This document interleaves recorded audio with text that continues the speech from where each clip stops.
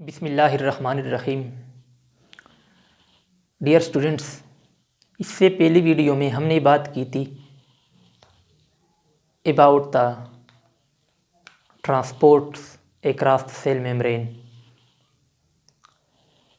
तो इसके बाद हम सेल मेम्ब्रेन से अंदर सेल की तरफ दाखिल होते हैं और जो दूसरा पार्ट है सेल का, इससे अंदर वाला पार्ट है, उसे साइटोप्लाज्म कहते हैं। तो आज हमारा टॉपिक है साइटोप्लाज्म और आज हम पढ़ेंगे about the cytoplasm. What is cytoplasm, cytoplasm क्या होता है, कहाँ पर लोकेटेड होता है, इसका पोजीशन कहाँ पर होता है, किस तरह का होता है, केमिकल कंपोजिशन, इसमें कौन सी चीज़ें मौजूद होते हैं। तो आज इंशाल्लाह इस वीडियो में हम पढ़ेंगे कि व्हाट इज़ साइटोप्लाज्म, साइटोप्लाज्म के बारे में हम पढ़ेंगे। डियर स्टूडेंट्स, साइटोप्लाज्म जो होता है वो हमने सेल मेम्ब्रेन को पढ़ा और न्यूक्लियस के बारे में भी पढ़ा था। तो ये जो न्यूक्लियस, फर्ज करें ये एक एनिमल सेल है, ये एक एनिमल सेल है, सेंटर में न्यूक्लियस होगा, यूजुअली सेंटर में न्यूक्लियस होता है। तो ये न्यूक्लियर मेम्ब्रेन न्यूक्लियस को सराउंड करता है। तो ये हो गया न्यूक्लियर मेम्ब्रेन। और जो आउटरमोस्ट मेम्ब्रेन होता है सेल का, उसको हम कहते हैं सेल मेम्ब्रेन। तो ये सेल मेम्ब्रेन और न्यूक्लियर मेम्ब्रेन के दरमियान जो स्पेस होता है उसको एक हाईली ग्राइंड यानी ग्राउंड सब्सटेंस होता है जो कि लिक्विड एक्वस की शक्ल में होता है, फ्लूइड होता है, वो इस स्पेस को फिल करता है। ये जो न्यूक्लियर मेम्ब्रेन और सेल मेम्ब्रेन के दरमियान स्पेस है, उसके दरमियान एक फ्लूइड मौजूद होता है, एक aqueous substance highly grind substance मौजूद होता है जिसमें मुख्तलिफ़ किस्म की लिविंग और नॉन लिविंग स्ट्रक्चर पाए जाते हैं।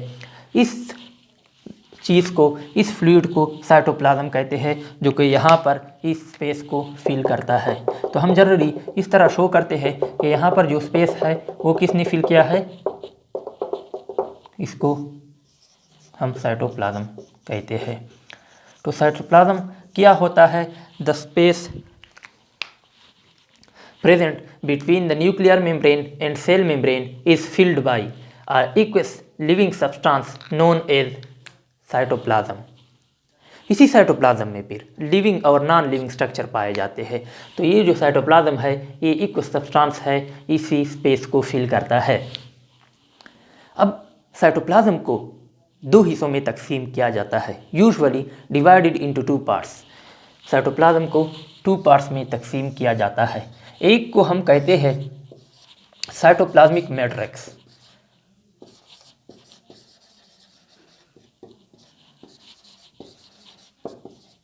Cytoplasmic matrix. इस साइटोप्लाज्मिक मैट्रिक्स या मैट्रिक्स सिर्फ सिंपल मैट्रिक्स या साइटोसोल भी इसको कहते हैं,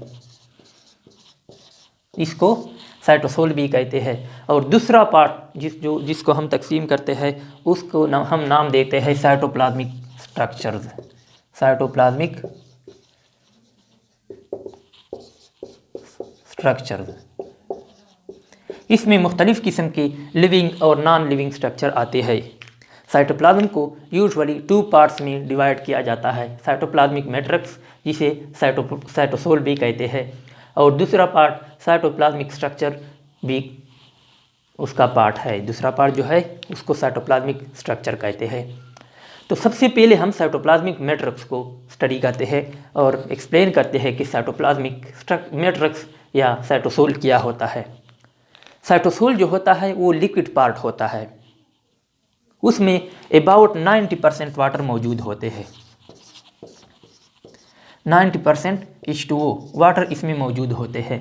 इसके अलावा मुख्तलिफ़ किस्म के ऑर्गेनिक और इनऑर्गेनिक सब्सटेंसेस इसमें पाए जाते हैं, एंजाइम वगैरह इसमें मौजूद होते हैं। ये जो होता है साइटोसोल, साइटोसोल एक हाईली मतलब इसमें एक्वस कंटेंट्स ज़्यादा होते हैं। इसमें ये साइट है for the cytoplasmic structure. Cytoplasmic structure में दो किस्म के स्ट्रक्चर आते हैं, एक को हम कहते हैं लिविंग स्ट्रक्चर, दूसरे को हम कहते हैं नॉन लिविंग स्ट्रक्चर। जो लिविंग स्ट्रक्चर है उसको सेल ऑर्गेनील्स कहते हैं, मेम्ब्रेन बाउंडेड स्ट्रक्चर होते हैं। और इसके अलावा जो नॉन लिविंग होते हैं इसको हम सेल इंक्लूजन्स कहते हैं। तो ये साइट है, ये जो साइटोसोल है ये साइट है, एक जगह है इसके लिए, किसके लिए? साइटोप्लाज्मिक स्ट्रक्चर के लिए। तो ये प्रोवाइड साइट फॉर द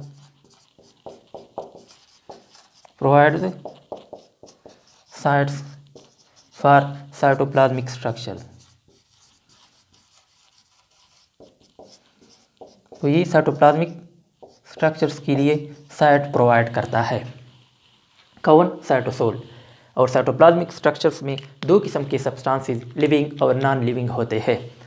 अच्छा, इसमें मुख्तलिफ़ किस्म के केमिकल रिएक्शंस होते हैं, इसमें मुख्तलिफ़ किस्म के केमिकल रिएक्शंस होते हैं जिसे मेटाबॉलिक एक्टिविटीज़ में मुताला किया जाता है। तो ये एक साइट प्रोवाइड करता है, किसके लिए? मेटाबॉलिक एक्टिविटीज़ के लिए। तो यहाँ पर मेटाबॉलिक एक्टिविटीज़ भी होते हैं प्रोवाइड या site for, it is site for metabolic activity.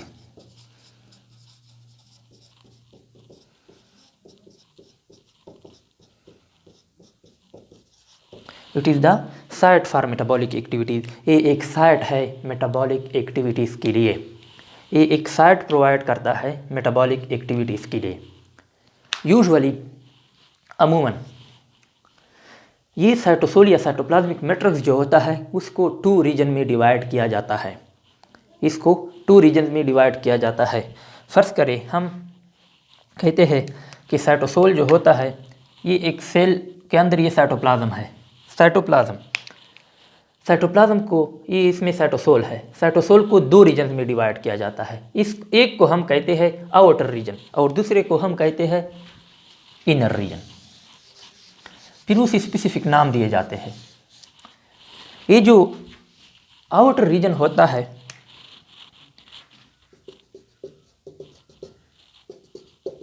इस तरह, जो बाहर वाला जो रीजन होता है ये थिक होता है, ये थिकर होता है, विस्कस होता है, गाढ़ा होता है। इस तरह ये जो आउटर वाला पार्ट होता है इसको कहते हैं एक्टोप्लाज्म, इसको एक्टोप्लाज्म कहते हैं। ये जो आउटर रीजन है इसको एक्टोप्लाज्म कहते हैं, इसको यूजुअली कार्टेक्स भी कहते हैं या उसको जेल भी कहते हैं, क्योंकि ये हाईली विस्कस होता है, मोर विस्कस होता है, ये थिकर पार्ट होता है, इसलिए उसको जेल भी कहते हैं। ये जो आउटर रीजन होता है साइटोसोल का या साइटोप्लाज्मिक मैट्रिक्स का, इसको हम कहते हैं एक्टोप्लाज्म या कार्टेक्स या जेल। ये सेल साइटोसोल जो होता है, साइटोप्लाज्मिक मैट्रिक्स जो होता है, इसका आउटर मोस्ट पार्ट को बना देता है, ये एक्टोप्लाज्म उसको हम कहते हैं। ये विस्कस होता है, थिक होता है। इसके अलावा जो अंदर का पार्ट होता है ये थिन होता है, लेस विस्कस होता है। जो आउटर रीजन होता है जिसको हमने एक्टोप्लाज्म का नाम दिया वो मोर विस्कस होता है, और जो इनर पार्ट होता है जिसको एंडोप्लाज्म कहते हैं। ये एंडोप्लाज्म जो होता है इसके लिए अमूमन सोल का टर्म भी यूज़ होता है, इसके लिए जेल, एक्टोप्लाज्म के लिए जेल और एंडोप्लाज्म के लिए सोल का टर्म यूज होता है। ये यूजुअली 3 होता है,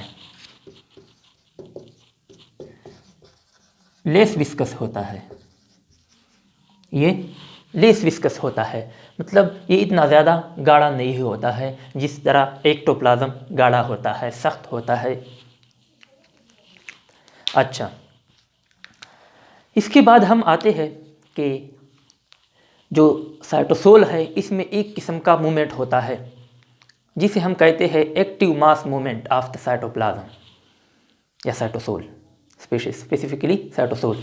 इसमें एक किस्म का मूवमेंट होता है जिसे साइक्लोसिस कहते हैं, और ये साइक्लोसिस जो होता है ये प्रॉपर डिस्ट्रीब्यूशन करता है मुख्तलिफ़ किस्म की सब्सटेंसेस का सेल के अंदर।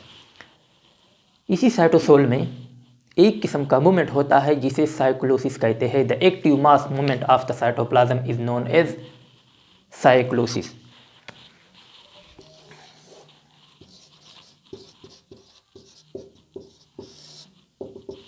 साइक्लोसिस जो होता है वो एक्टिव मास मूवमेंट होता है। द एक्टिव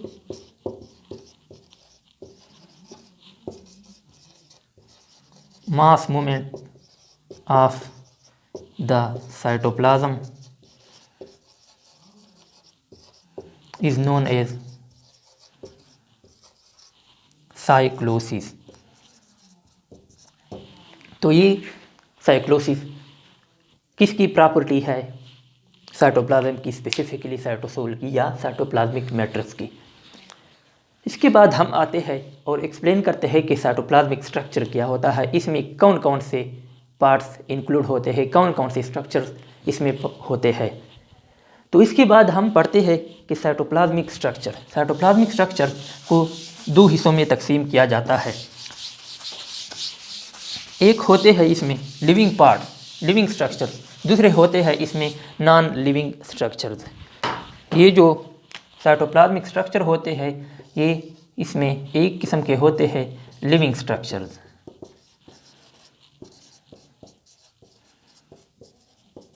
दूसरे किस्म के होते हैं नॉन लिविंग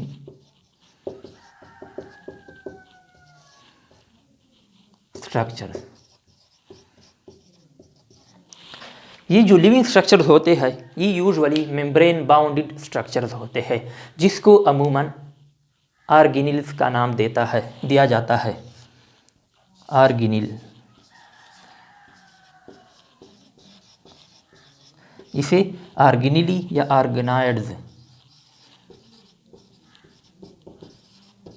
जिसे ऑर्गेनॉइड्स या ऑर्गेनेली टर्म यूज होता है। ये लिविंग स्ट्रक्चर होते हैं, मेम्ब्रेन बाउंडेड स्ट्रक्चर्स होते हैं। आगे इसको हम डिटेल के साथ पढ़ने वाले हैं। ये यूजुअली स्पेसिफिकली सिर्फ और सिर्फ यूकैरियोटिक सेल्स में पाए जाते हैं। प्रोकैरियोटिक सेल्स में ये स्ट्रक्चर जो होते हैं मेम्ब्रेन बाउंड स्ट्रक्चर या ऑर्गेनेल या ऑर्गेनॉइड्स, ये सिर्फ यूकैरियोटिक सेल की प्रॉपर्टी है, इसके साइटोप्लाज्म में मौजूद होंगे। ये प्रोकैरियोटिक सेल्स में मौजूद नहीं होंगे। और जो नॉन लिविंग स्ट्रक्चर्स में इंक्लूड होते हैं उसमें यूजुअली सिक्रेटरी सब्सटेंसेस होते हैं। जो सेल में सिक्रेटरी सब्सटेंसेस मौजूद होते हैं उसको हम नॉन लिविंग स्ट्रक्चर्स या साइटोप्लाज्मिक स्ट्रक्चर्स, इसको इस कैटेगरी में डाला जाता है।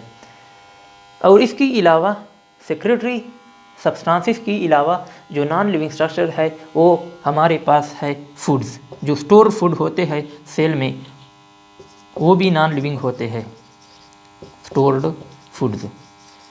यूजुअली जो प्लांट में स्टोर्ड फूड होता है वो स्टार्च की फॉर्म में होता है।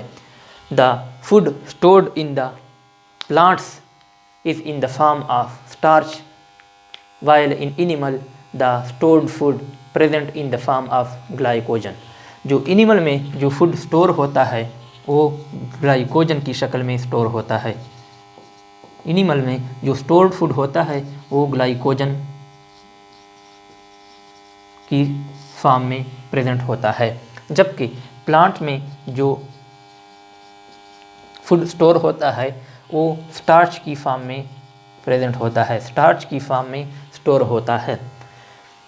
तो ये थे साइटोप्लाज्मिक स्ट्रक्चर जिसमें लिविंग और नॉन लिविंग स्ट्रक्चर मौजूद होते हैं।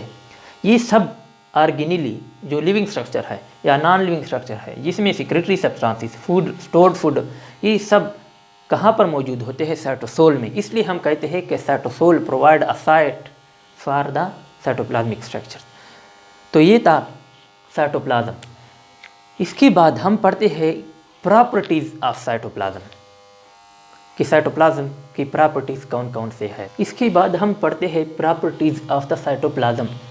इसकी प्रॉपर्टीज़ में जो सबसे पहला प्रॉपर्टी है वो है इरिटेबिलिटी यानी सेंसिटिविटी। वो सेंसिटिव है वेरियस टाइप्स ऑफ सब्सटेंसेस पे। ये इरिटेबिलिटी ऑफ द साइटोप्लाज्म से मुराद ये है कि अगर इस पर लाइट डाला जाए, लाइट, हीट या केमिकल्स इसके साथ उसका कांटेक्ट हो जाए तो ये कंट्रैक्ट हो जाता है। गौर से सुने, साइटोप्लाज्म कंट्रैक्शन शो करता है जब इस पर लाइट डाली जाए या केमिकल के साथ उसका कांटेक्ट किया जाए या हीट दिया जाए तो फिर ये सेंसिटिव होता है, क्योंकि ये लिविंग होता है ना, तो फिर ये कंट्रैक्ट हो जाता है। अच्छा, इसके बाद है conductivity of the cytoplasm. Cytoplasm की कंडक्टिविटी से क्या मुराद है? मुख्तलिफ़ किस्म के सेल्स में ये जो साइटोप्लाज्म होता है वो कंडक्टिव होता है, कंडक्टर के तौर पर होता है। फॉर एग्ज़ाम्पल नर्व सेल्स में अगर देखा जाए तो इससे इम्पल्स पास होता है, इससे इम्पल्स होता है, और इम्पल्स एक इलेक्ट्रोकेमिकल वेव होता है। तो ये कंडक्शन शो करता है न्यूरॉन के केस में। और इसके बाद जो तीसरा प्रॉपर्टी है वो है मूवमेंट ऑफ द साइटोप्लाज्म, जिसको हमने पढ़ा साइक्लोसिस। तो ये साइक्लोसिस को शो करता है। इसके बाद जो नेक्स्ट प्रॉपर्टी है इसका मेटाबॉलिज्म, जिसमें साइटोप्लाज्म में मुख्तलिफ़ किस्म के फंक्शन होते हैं। कुछ होते हैं कंस्ट्रक्टिव प्रोसेसेस होते हैं, और कुछ होते हैं डिस्ट्रक्टिव प्रोसेसेस। जो कंस्ट्रक्टिव प्रोसेसेस होते हैं, प्रोसेसेस, इसमें स्मॉल मॉलिक्यूल्स कंबाइन होते हैं, लार्ज मॉलिक्यूल को बना देते हैं। Small molecules combine to form large molecule, और इस प्रोसेस को हम कहते हैं एनाबोलिज्म।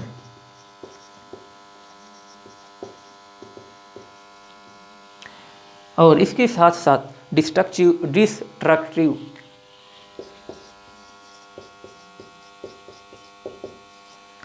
प्रोसेसेस भी इसमें होते हैं, जिसको कैटाबॉलिज्म कहते हैं, जिसमें लार्ज मॉलिक्यूल जो होते हैं, लार्ज मॉलिक्यूल ब्रेक हो जाते हैं स्मॉल मॉलिक्यूल्स में, स्मॉल पार्ट्स में इसका ब्रेकेज होता है। तो ये एनाबोलिज्म और कैटाबॉलिज्म के लिए कलेक्टिव टर्म यूज़ होता है, एक टर्म यूज़ होता है मेटाबॉलिज्म।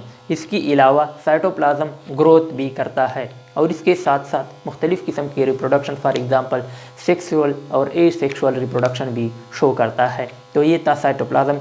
इसके बाद इंशाल्लाह हम सेल ऑर्गेनेल्स जो है उसको डिटेल के साथ पढ़ेंगे एक एक को। तो इसके बाद हमारा टॉपिक है एंडोप्लाज्मिक रेटिकुलम।